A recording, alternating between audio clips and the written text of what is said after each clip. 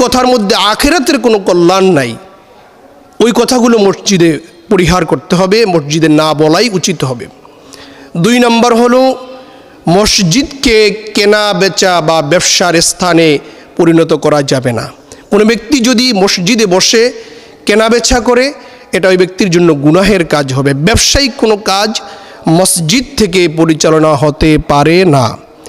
3 নম্বর হলো অপবিত্র অবস্থায় যে ব্যক্তির উপর গোসল ফরজ হয়ে যায়, এমন ব্যক্তি মসজিদে তো প্রবেশ করতে পারবেই না, বরঞ্চ মসজিদে কেউ যদি অপবিত্র হয়ে যায় অতি দ্রুত ওই ব্যক্তি যে পদ্ধতিতে মসজিদ থেকে বের হয়ে যেতে হয় ওই পদ্ধতি মেনে মসজিদ ত্যাগ করতে হবে। যার ওপর গোসল ফরজ হয়েছে এমন ব্যক্তি মসজিদে প্রবেশ করতে পারবে না।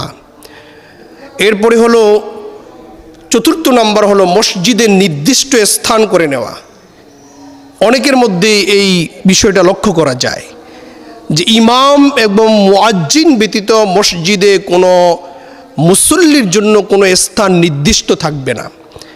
যিনি আগে আসবেন তিনি আগে বসবেন, যিনি পরে আসবেন যত ধনী হন না কেন, যত প্রভাবশালী নেতা হন না কেন, তিনি পিছনে বসবেন। এটাই মসজিদের আদব। 5 নম্বর হলো মসজিদে উচ্চ আওয়াজে কোরআন তেলাওয়াত করা অথবা উচ্চ আওয়াজে জিকির করা, যে আওয়াজে অন্য ব্যক্তিদের ইবাদতের বিঘ্নতা করতে পারে, এরকম ইবাদতকে, এরকম কোরআন তেলাওয়াতকে, এরকম জিকিরকে আল্লাহ রাসূল নিষেধ করেছেন। যে একজন ব্যক্তির কোরআন তেলাওয়াত, একজন ব্যক্তির তাসবিহ তাহলিল যেন অন্য ইবাদতকারীর জন্য কষ্টদায়ক না হয়ে যায়, এগুলো খেয়াল করতে হবে। এই জন্য আসুন আমরা মসজিদে যে কাজগুলো নিষিদ্ধ আমরা যেন এই কাজগুলো পরিহার করি। আল্লাহ পাক তৌফিক দান করুক, আমিন। আসসালামু আলাইকুম ওয়া রাহমাতুল্লাহ।